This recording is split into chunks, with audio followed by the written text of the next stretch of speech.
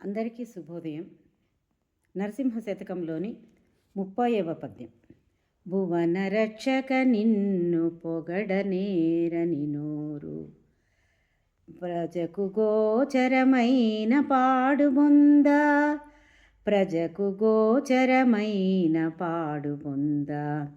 సురవరార్చిత నిన్ను చూడగోరని కనుల్, సురవరార్చిత నిన్ను చూడగోరని కనుల్, జలములోపల నెల్లి సరపుగుండ్లు, జలములోపల నెల్లి సరపుగుండ్లు. శ్రీరమాధిప నీకు సేవ చేయని మేను, కూలికమ్ముడువోని కొలిమితిత్తి. శ్రీరమాధిప నీకు సేవ చేయని మేను, కూలికమ్ముడువోని కొలిమితిత్తి. వేడ్కతో నీ కథల్ వినని కర్ణములైన, కఠిన శిలాదులు కలుగు తొలలు. వేడ్కతో నీ కథల్ వినని కర్ణములైన, కఠిన శిలాదులు కలుగు తొలలు.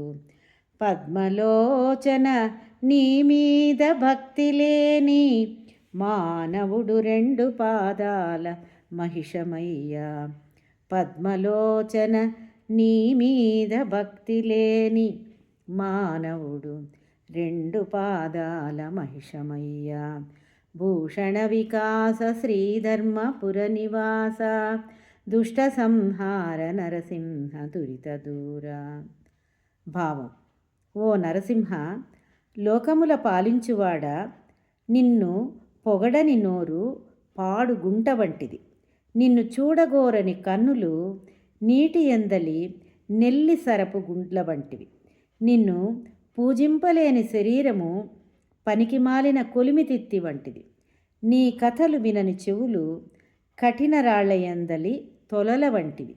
నీ యందు భక్తి లేని మానవుడు రెండు కాళ్ళ కలిగిన జంతువు లాంటివాడు. ధర్మపురిలో నివసించే లక్ష్మీ నరసింహ దుష్టులను సంహరించి పాపములను పోగొట్టి దురితదూర మీకివేనా నమస్కారములు తండ్రి అని కవి మనసారా వేడుకుంటూ ఉన్నారు.